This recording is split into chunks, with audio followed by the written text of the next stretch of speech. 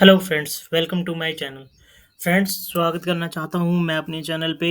And आपको ये बताना चाहता हूँ कि आज का मैंने टॉपिक डिस्कस कर चूज़ किया है आपसे डिस्कस करने के लिए कि ईएलएसएस फंड की कैटेगरी में हम कैसे फ़िल्टर कर सकते हैं बहुत सारे फंड में। तो चलिए फ्रेंड्स सीखते हैं, ठीक है?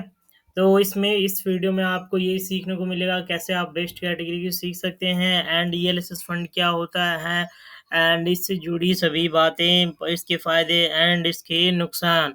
ठीक है फ्रेंड्स, तो सबसे पहले मैं आपको बताना चाहता हूँ कि अगर आप इस फंड को सेलेक्ट करते हैं, तो आपको क्या नोटिस करना चाहिए। फ्रेंड्स, अगर आप जब इसमें इन्वेस्टमेंट करते हैं, तो ये 3 ईयर का लॉकिंग पीरियड होता है।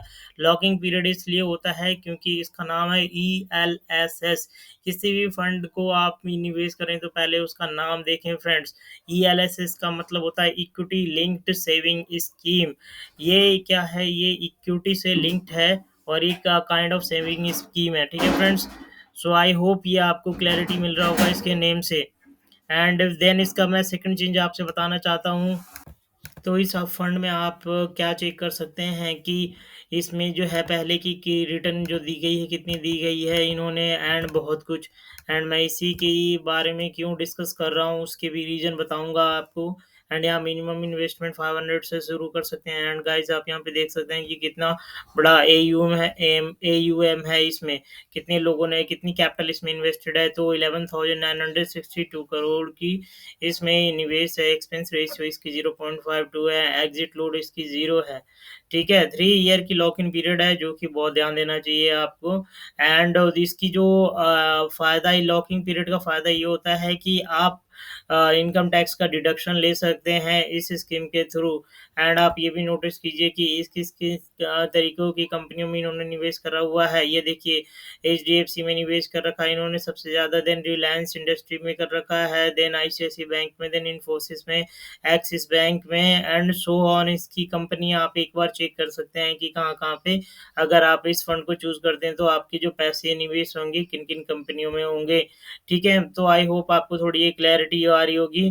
एंड ये फंड फ्रेंड्स, आप इसकी जो ग्राफ देखें, ये ग्राफ काफ़ी अच्छी मूव हुई है।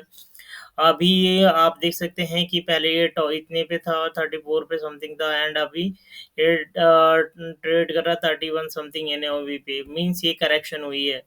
एंड करेक्शन में निवेश करना हमेशा ही अच्छा होता है, क्योंकि उस समय आपको आपके फंड पे कम अमाउंट में अच्छे आपको अलॉटमेंट हो जाते हैं एनएवी। ठीक है, तो मैंने कैसे सेलेक्ट किया, अब मैं आपको बताना चाहता हूँ। मैंने सेलेक्ट करने के लिए क्या किया, मैंने सेलेक्ट करने के लिए सबसे पहले रिस्क रेशियो पे गया। ठीक है, अब रिस्क रेशियोज़ अगर आप नहीं जानते हैं, तो फ्रेंड्स ज़्यादा कुछ इसमें मैं आपको इस वीडियो के थ्रू नहीं एक्सप्लेन कर सकता, मतलब बट मेरी प्रीवियस वीडियो में आप जा कर के चेक कर सकते हैं। वहाँ पे हर एक के बारे में मैंने एक-एक करके एक्सप्लेन किया है। एंड मेरी वीडियो पे जाने के लिए आप मेरे चैनल पे जाएँ एंड यहाँ पे बहुत सारे जो मेरे वीडियोज़ हैं, आप उसको एक्सप्लोर कर सकते हैं। ठीक है, तो इन्हीं में आपको सॉर्टिनो रेशियो एंड ये एक-एक करके इन सारी रेशियो के बारे में आपको लर्निंग मिल जाएगी। जैसे ट्रेनर रेशियो हो गया, alpha ratio and sharpy ratio हो गया। एट द सेम टाइम ये जो है बीटा के बारे में भी आपको वहाँ से सीखने को मिल सकता है। अब यहाँ पे आपको बस इतना ध्यान रखना है कि इसमें इन तीनों में जो ज़्यादा, ये तीनों जितना ज़्यादा हो उतना बेटर होता है किसी भी फंड के लिए। एंड ये दोनों जितना कम हो वो बेटर होता है फंड के लिए।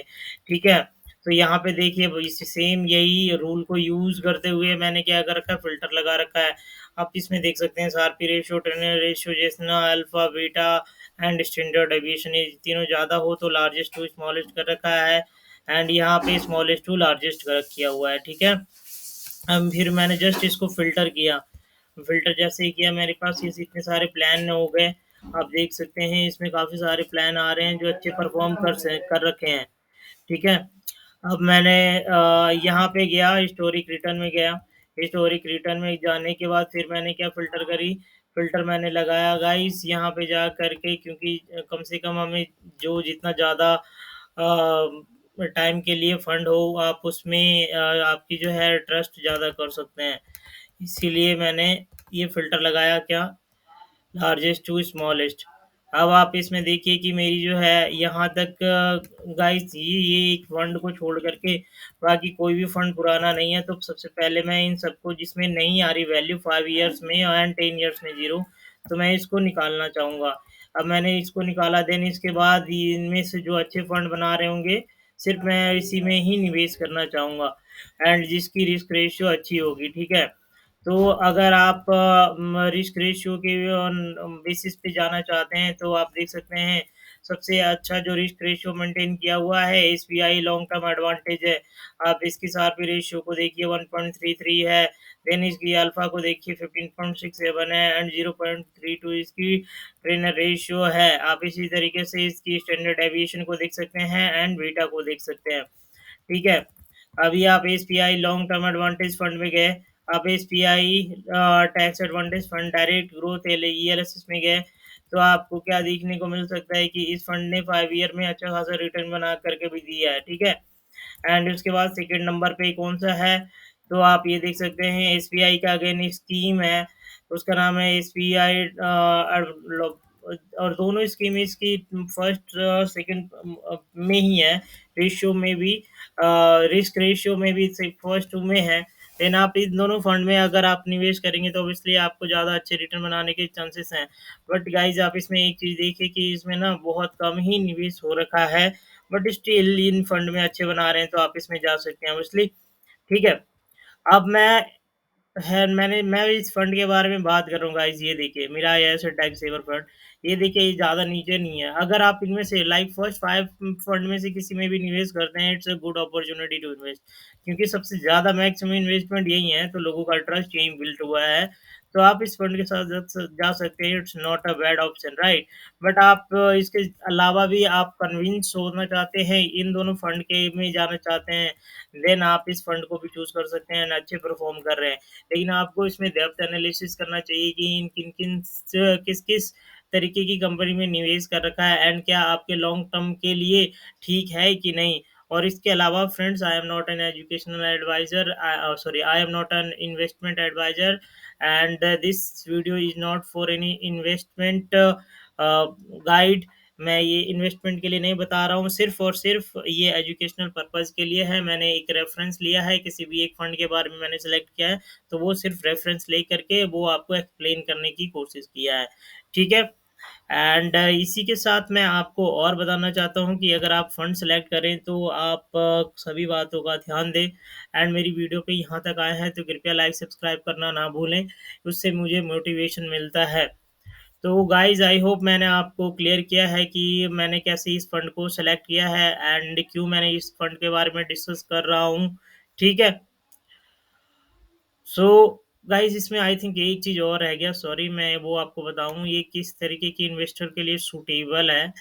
ये investor who are looking to invest money for at least 3 year and looking for additional benefit of income tax income tax apart from higher return. At the same time, investors should also be ready for possibility moderate losses in their investment and 3 year lock in period, ठीक है। तो ये same चीज़ वही बता रहे हैं कि 3 year की लॉकिंग पीरियड है, आपको 3 ईयर से कम आप यहाँ पे आए तो निवेश करें आप, और हाँ आप तैयार रहे अप्स एंड डाउन देखने के लिए, क्योंकि मैं इसी फंड से ही आप जज कर सकते हैं कि ये फंड कितना ऊपर नीचे हो रहा है and over the long period of time definitely आप पैसे बनाएंगे। सो क्योंकि पास्ट हिस्टोरिक में बेसिस में बना है। तो गाइज इसी के साथ मैं अपनी वीडियो को समाप्त करना चाहता हूँ एंड थैंक्स फॉर मेरी watching my video, thanks for coming at my channel, please support me by watching and liking and sharing the same with your friends and colleagues. Thanks a lot. Bye bye, take care.